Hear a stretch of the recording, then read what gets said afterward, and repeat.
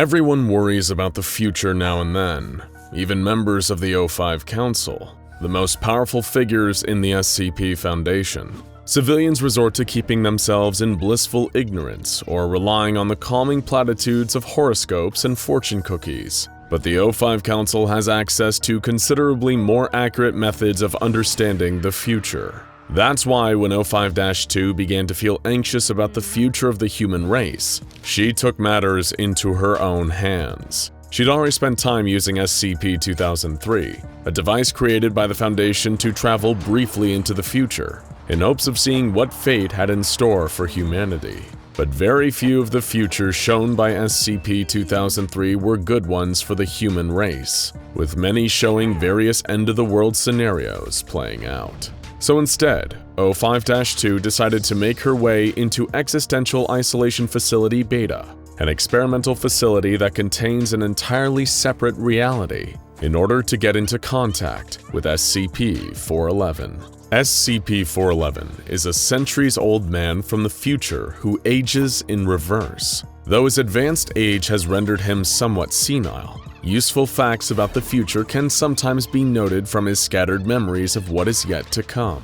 While getting him to part with this information is a risky procedure, given that 411 is so old that even extended conversations might kill him. In times of absolute emergency, it's sometimes the clearest look into the future the Foundation has. O5-2 hoped that, in talking to SCP-411, she could settle some of her anxieties regarding humanity's future. But the answers she got from the senile, bed-bound ancient precognitive weren't exactly what she was hoping for.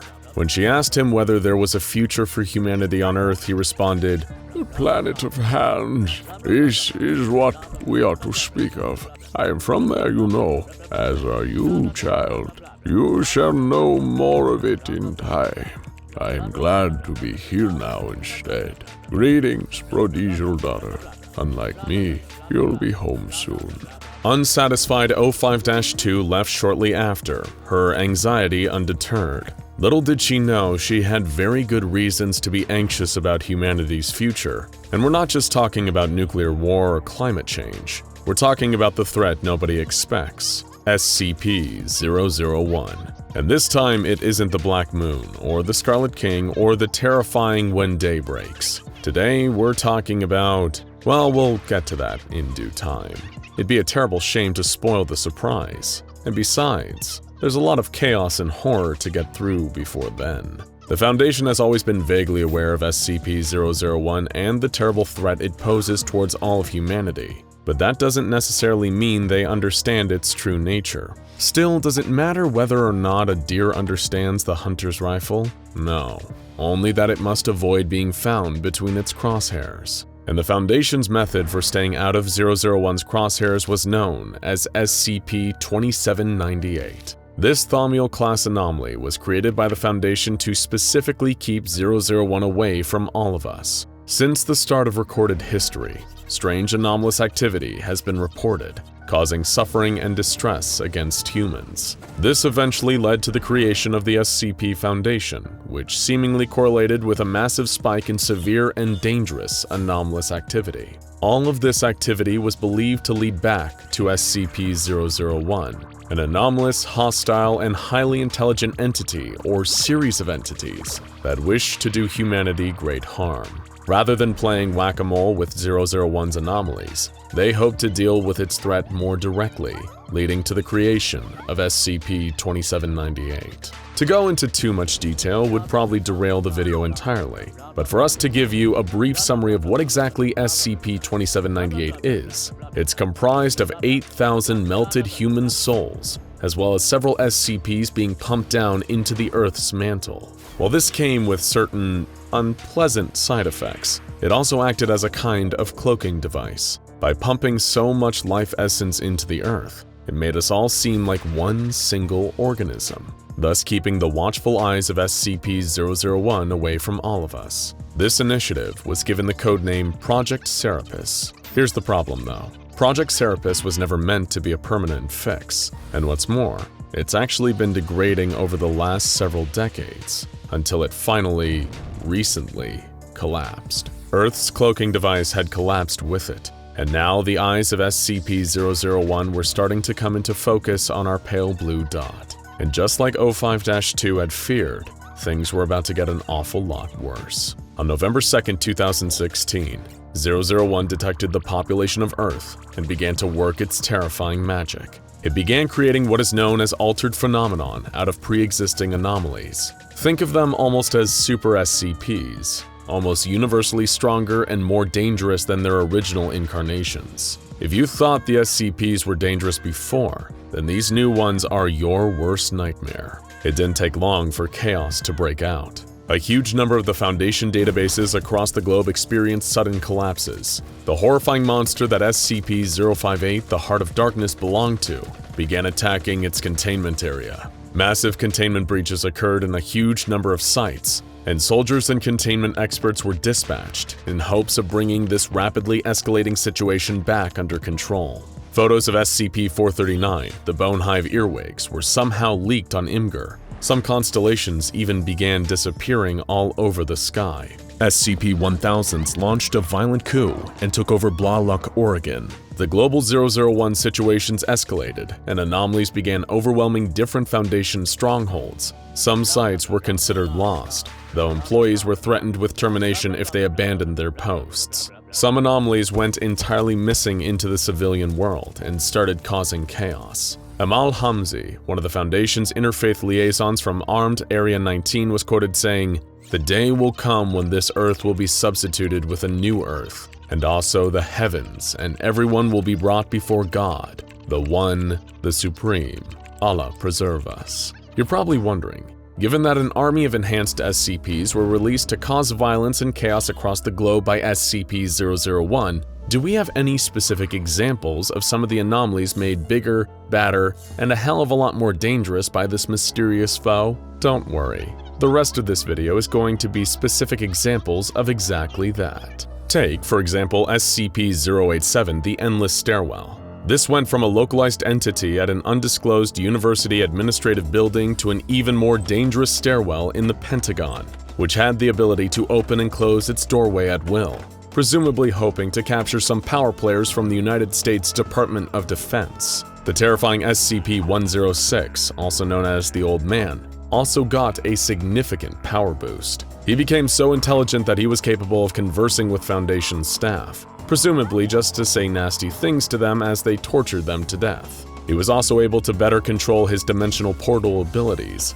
making escape far easier. Which is bad news for the human race, given the Old Man's dark tendencies. SCP-294, the coffee machine, got an incredibly weird upgrade. Now, rather than dispensing items that can mess with individuals, it messes with the global economy via the success or failure of the Coca-Cola Company, one of the largest beverage companies in the world. Transactions performed on SCP-294 will affect the global stock price and trading success for the company, creating wild economic instability. SCP-662, the Butler's Handbell that summons the delightfully practical butler Mr. Deeds, went from convenient to terrifying.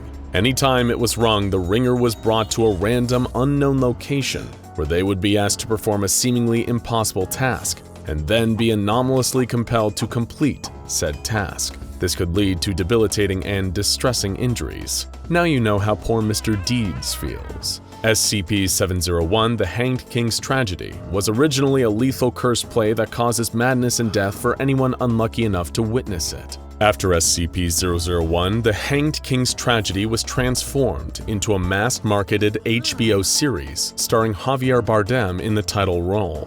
The show was immediately renewed for 5 seasons, meaning it will likely cause horrifying death and madness for millions across the globe. Although given HBO's track record, the last season is likely going to be terrible. SCP-993 was a disturbing anomalous children's program hosted by the infamous Bobble the Clown, who would convince the children in the audience to commit violent or depraved acts. Thanks to the SCP-001 boost, Bobble instead took up an adult news show on cable television, where he instead exerted his violent influence over global power players. His guests have included then United Kingdom Foreign Secretary Boris Johnson, Philippine President Rodrigo Duterte, Canadian Prime Minister Justin Trudeau, and National People's Congress of China Chairman Zhang Dujiang. SCP-1981, also known as Ronald Reagan Cut Up While Talking, was a cursed VHS tape of a Ronald Reagan speech that shows the former president being mutilated and speaking violent nonsense. Naturally, thanks to SCP-001, this obscure little tape got a serious upgrade. It became a series of massively viewed videos on the video sharing platform Dailymotion.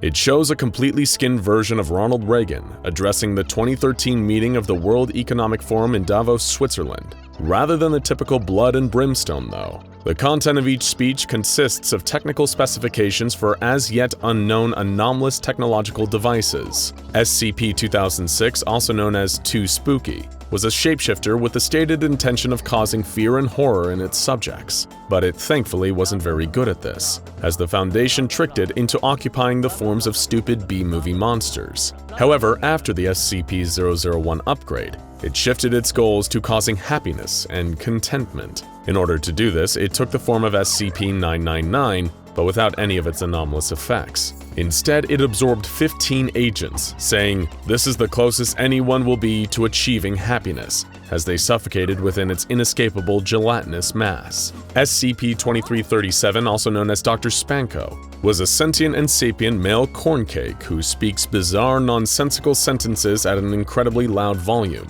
destroying things with the sheer sound of its voice. However, thanks to the extra power imbued by SCP-001, Dr. Spanko entered the dream realm.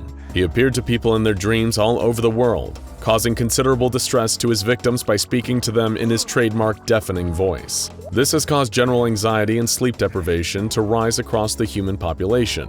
SCP-2845, also known as the Deer, was terrifyingly powerful before SCP-001 ever got its hands on it. This monster had almost unparalleled reality warping powers, and was only kept contained in Site-100 by tricking it into believing that the extensive rituals used to keep it contained were actually effective. It's hard to say what specific form the 001 upgrade took on SCP-2845, but we do know that shortly after it happened, Site-100 was lost entirely, and it became impossible to contact any personnel who were previously within.